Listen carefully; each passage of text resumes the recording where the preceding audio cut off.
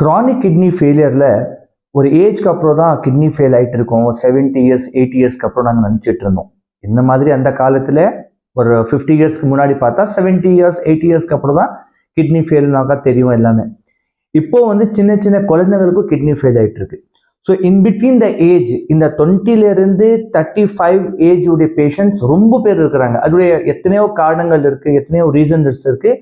நான் அந்த வீடியோஸில் ஓல்டு வீடியோஸில் நான் எக்ஸ்பிளைன் பண்ணியிருக்கேன் எதனால கிட்னி ஃபெயிலியர் ஆகுது, ஏன் வந்து வாட் ஆர் த காசஸ், என்ன ரீசன் கிட்னி ஃபெயில் ஆகிறதுக்கு, ப்ளஸ் வந்து இஜிஎஃப்ஆர்னாக்கா என்ன, அது எல்லாமே எக்ஸ்பிளைன் பண்ணியிருக்கேன். யூடியூப்லேயே 100 ஆஃப் வீடியோஸ் இருக்குது, நீங்கள் போய் பார்த்துக்கலாம். நான் வந்து இன்னைக்கு வந்து ஒரு பேஷண்ட்டுடைய டைரக்ட் ரிசல்ட் உங்களுக்கு காட்ட போகிறேன். ஸோ அந்த பேஷண்ட்டுடைய ஏஜ் வந்து 36, அவ்வளோதான். 36ல அவங்களுக்கு கிரானிக் கிட்னி ஃபெயிலியர் ஸ்டேஜ் 5.